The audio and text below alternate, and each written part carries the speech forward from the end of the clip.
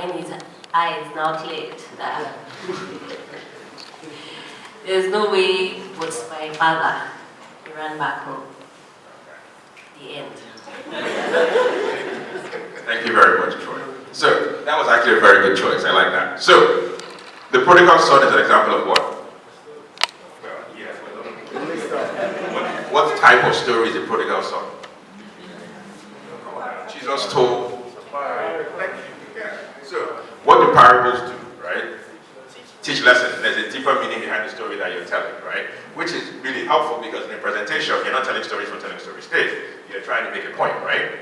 So the point of your story is also important, right? So in the prodigal son, it tells you about the danger of gratification early versus long-term prospects, blah, blah, blah, blah, blah, blah. The love of God for you, that even when you sin, He forgives you. So the story does a lot of things, which is also good. The more things your story can do, the better.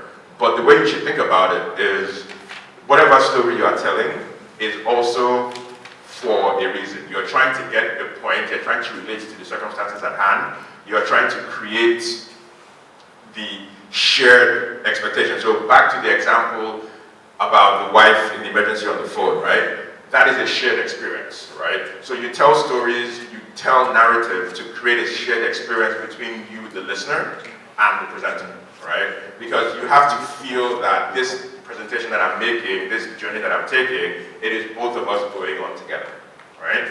So one of the things so a good example of this is Donald Trump, actually. So when you watch Donald Trump's rallies, he basically has this thing to make his audience feel like they are one and the same, right? So him and his audience, they share the same belief. But if you also notice, Donald Trump is only talking to his audience. So that same speech that makes those people in that rally go crazy, all the Democrats see that speech and lose their minds, right? Because he's not trying to connect to them, right? So that also tells you that in almost any given circumstance, it is also impossible to appease everybody. There are very few speeches that are widely acclaimed by everybody. So one of the most famous speeches in 20th century is Winston Churchill speaking about how Britain will never be defeated, blah, blah, blah, blah, blah, blah. So it went down very well in England, but I'm sure the Germans heard that speech and were like, what nonsense. So basically, your focus as a presenter is this thing that is important to me and my audience, right? So you're trying to effectively build a clan of you and your audience. Does that make sense? Yes. Okay, so who wants to tell me a joke?